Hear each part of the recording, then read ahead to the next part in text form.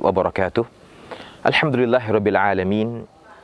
Wassalatu wassalamu ala asyrafil anbiya'i wal mursalin nabiyina Muhammadin wa ala alihi wa sahbihi wa man sara ala nahjihi wastanna bisunnatihi ila yaumiddin. Amma ba'd. Ikhwatal imani rahimakumullahu jami'an. Kaum muslim muslimat, barakallahu fikum. Seorang hamba ketika dia pada posisi sedang dalam kondisi lemah, titik jenuh yang paling lemah, maka perkara yang secara fitrah manusiawi dilakukan adalah melanturkan doa, memohon kepada Allah Rabbil Izzah. Karena kita meyakini Nabi kita Muhammad SAW mengatakan ad-du'a silahul mu'min. Doa itu senjata seorang mukmin. Sehingga ketika secara logika manusiawi di antara kita sudah merasa bingung untuk mencari sebuah cara yang paling ampuh, maka Islam lewat lesan Nabi kita Muhammad SAW mengajarkan kepada kita, siapapun di antara kita, apapun profesi dia, selama dia menyandang seorang hamba di antara hamba-hamba Allah, maka kondisi yang terpuruk sekalipun yang akan dilakukan seorang hamba adalah doa. Berdoa, memohon, meminta kepada Allah Rabbil Izzah. Dan tidak pernah kita akan katakan bahwasannya solusi yang ditawarkan Islam selalu yang terbaik. Sehingga ketika Nabi mengatakan kepada kita, ad-du'a'u silahul mu'min. Doa itu senjata pamungkas seorang mukmin. Itu berarti jangan pernah di antara kita untuk meremehkan perkara doa. Kenapa demikian? Allah Rabbil Izzah yang menawarkan kepada kita. Allah Rabbil Izzah yang memerintahkan kita. Kalau kita cermati di petikan ayat 186 Al-Baqarah, Allah mengatakan, wa idza sa'alaka ibadi anni fa inni qarib. Cermati ayat ini. Ayat 186 Al-Baqarah ini datang setelah ayat bicara masalah puasa, yang memberikan sebuah indikasi kepada kita bahwasanya di antara doa hamba-hamba Allah yang dikabulkan adalah orang yang berpuasa. Dan di ayat ini Allah mengatakan kepada kita, wa idza sa'alaka ibadi anni. Wahai Muhammad, ketika hamba-hambaku bertanya kepadamu tentangku, Allah Rabbil Izzah, fa inni qarib. Sesungguhnya aku sangat dekat. Ujibu da'watad da'i idza da'an. Aku akan mengijabahi, akan mengabulkan doa hamba-hambaku ketika mereka berdoa dan memohon kepadaku. Subhanallah. Cermati dengan baik ketika Allah Rabbil Izzah mengatakan kepada kita, ujibu da'watad da'i idza da'ani. Aku akan mengijabahi, menjawab, mengabulkan doa, permintaan, permohonan seorang hamba yang meminta, memohon kepadaku. Idza da'an. Masya Allah. Akankah di antara kita akan menyerah begitu saja tanpa ada usaha nyata ketika Allah Rabbil Izzah mengajarkan kepada kita sebuah solusi, the best solution? Karena Allah yang menciptakan kita, Sang Khalik Maha tahu siapa kita dan bagaimana kita. Ketika seorang hamba di antara kita di titik paling lemah sekalipun, Allah ingin mengingatkan kita, ingin mendobrak hati kita yang paling dalam, bahwa kita masih punya Allah. Dan Allah langsung yang menawarkan kepada kita, ujibu da'watad da'i idza da'an. Aku selalu akan mengabulkan doa, permintaan, permohonan hambaku ketika dia berdoa, meminta dan memohon kepadaku. Akankah di antara kita pada akhirnya menyerah? Tidak. Tidak sama sekali. Kita boleh lemah dalam usaha sisi materi. Kita boleh lemah dalam usaha hal komunikasi lewat orang lain. Tapi ada komunikasi yang sering kita katakan, kita istilahkan direct contact kepada Allah Rabbil Izzah. Allah yang memerintahkan, Allah yang menawarkan, dan Allah yang menjanjikan. Ujibu da'watad da'i idza da'an. Dan Nabi kita SAW sudah mengatakan, la yazalu yustajabu li ahadikum malam ya'jal.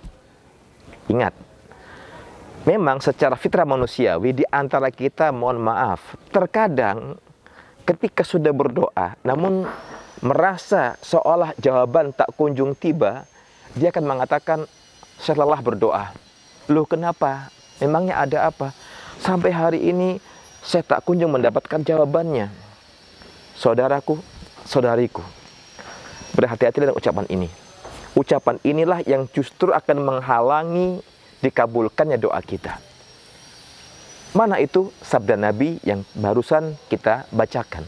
La yazalu yustajabu li ahadikum malam ya'jal.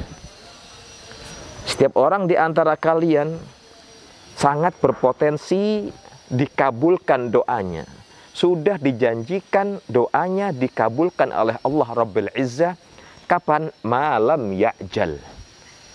Selama dia tidak tergesa-gesa ketika meminta, berdoa, dan memohon. Mendengar ucapan tadi, mereka para sahabat Nabi bertanya, ya Rasulullah, kaifa ya'jal? Rasulullah, bagaimana gambaran nyata seorang hamba ketika berdoa tapi tergesa-gesa?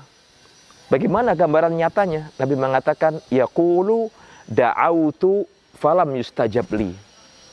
Contoh unsur ketergesaan seorang hamba ketika berdoa, itu dia mengatakan, saya udah berdoa, tapi sampai hari ini, detik ini tak kunjung mendapatkan jawabannya.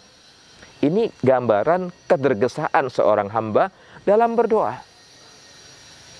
Lalu ketika di antara kita bertanya, atau mungkin maaf dalam konteks setengah protes, lah kalau belum dijawab, kapan saya tahu jawabannya? Saudaraku, saudariku, simak bahwasanya Nabi kita mengingatkan kita, selama tatkala kita berdoa tidak sedang berbuat dosa, tidak sedang memutuskan silaturahim di antara kita, maka Allah berikan satu dari tiga. Diberikan satu dari tiga. Apa yang pertama? Nabi mengatakan dikabulkan langsung. Yang kedua apa? Akan disimpan di akhirat kelak sebagai tabungan kebaikan dia. Yang ketiga, Allah akan palingkan dari dia, Allah akan jauhkan dari dia keburukan yang akan menimpa dia. Subhanallah. Tidak ada kata-kata menolak doa kita. Selama tata cara doa kita benar dan tidak ada unsur perbuatan dosa dan ikhlas dengan penuh keyakinan Allah mengabulkannya, maka Allah memberikan tiga jawaban dan boleh jadi salah satunya kita akan mendapatkannya. Yang pertama apa? Dikabulkan langsung. Subhanallah. Yang kedua, kalau belum, Allah simpan sebagai tabungan kebaikan kita. Jadi kalau di antara kita kadang bingung menabung harta, ini sudah Allah siapkan tabungan kebaikan buat hambanya. Di mana? Di akhirat sana. Lalu yang ketiga, Allah akan palingkan dari dia, Allah akan jauhkan dari dia keburukan yang akan menimpa dia. Allahu Akbar. Tidak ada kata-kata Allah menolak permintaan kita, doa kita. Bahkan Allah ya, di ayat 60 surat Ghafir, surat Mukmin, Allah mengatakan, wa qala rabbukum ud'uni astajib lakum. Ingatlah ketika Allah berkata kepada kalian, ud'uni, berdoalah kepadaku, mintalah kepadaku, mohonlah kepadaku, maka niscaya aku kabulkan doa kalian. Ikhwatal iman, saudaraku, saudariku seiman, ingat, jangan posisikan diri kita hanya ingat kepada Allah ketika butuh. Lupa dan lalai ketika sudah nyaman. Ini di antara kesalahan kita. Kita hanya datang merengek kepada Allah ketika butuh, ketika menderita. Ini bentuk di antara kesalahan kita. Makanya di antara pesan ulama kepada kita, mereka mengatakan kita memelas kepada Allah, merengek kepada Allah ketika musibah datang menimpa. Summa nansahu inda kashfil kurub. Namun kita mudah melupakan Allah ketika musibah sirna berlalu begitu saja. Mereka kembali menambahkan kaifa narju ijaban li du'ain. Bagaimana kita mengharapkan ijabahnya doa kita sementara kita sudah menutup jalur dikabulkannya doa dengan perbuatan dosa. Apa itu? Kita hanya ingat kepada Allah ketika butuh dan menderita. Tapi dengan mudahnya kita melupakan Allah tatkala kita sudah senang dan bahagia. Ini contoh di antara sekian kesalahan kita. Pada akhirnya mudah-mudahan Allah Rabbul Izzah senantiasa menjadikan kita hamba yang terus ingat kepada Allah baik di kala suka maupun duka. Baik di kala kita lapang maupun sempit. Ya, jangan sampai kita menjadi hamba yang hanya ingat di kala kita sempit, tapi di kala lapang, di kala suka, kita ingat kepada Allah, banyak bersyukur dan sadari bahwasanya senjata ampuh kita adalah doa. Doa silahul mu'min. Wallahu ta'ala alam bisawab. Alhamdulillahirabbil alamin. Assalamualaikum warahmatullahi wabarakatuh.